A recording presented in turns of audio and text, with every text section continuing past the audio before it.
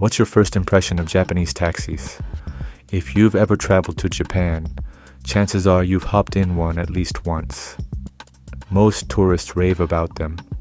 The iconic automatic doors, the spotless interiors, and the polite white-gloved drivers. Compared to many other countries, the service seems top tier. On the flip side, you might have noticed the eye-watering prices, or how impossible it is to catch a cab during peak hours.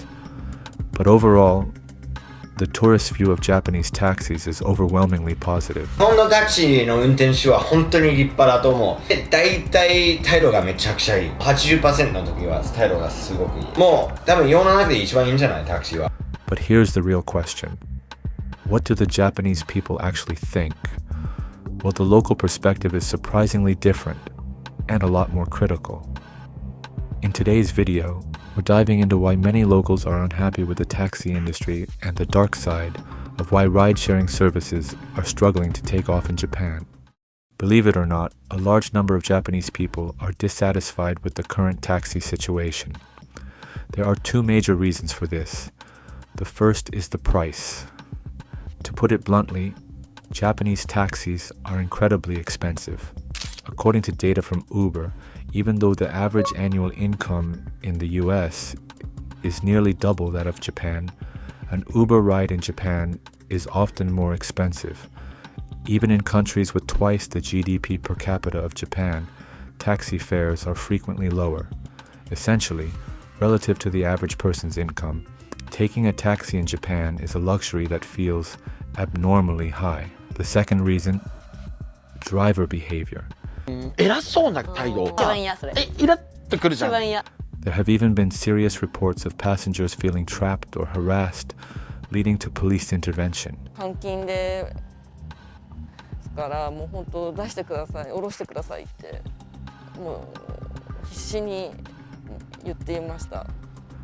Why is the service quality so hit or miss? It's simple. The system lacks accountability. Taxis don't rely on repeat customers, and unlike Uber or Grab, there's no transparent rating system. Drivers know that even if they provide a terrible experience, there are no immediate consequences. This is especially true for independent taxis, Kojin Taxi. Since they are self-employed and answer to no one, their service quality can be notoriously poor. Of course, there are many wonderful professional drivers out there. Because of a small number of unprofessional drivers, it might give the impression that the whole industry is bad.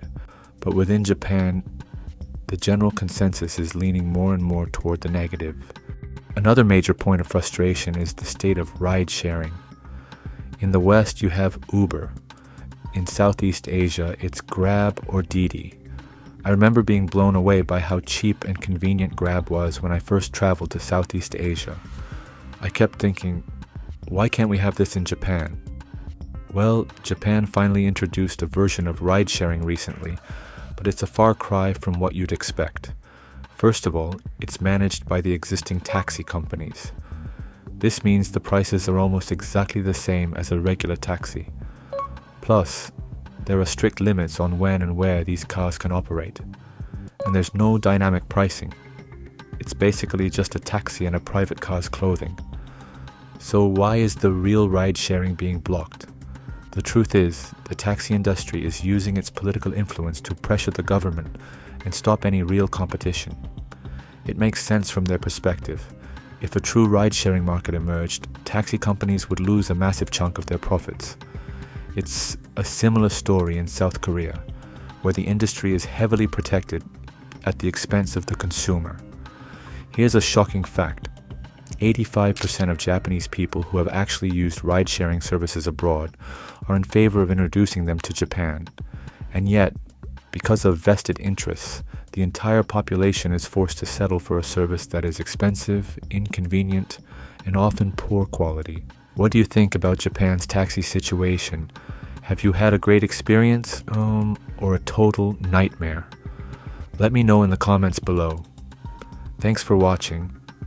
If you want to dive deeper into the real Japan that you won't find in travel brochures, make sure to hit that subscribe button. I'll see you in the next video.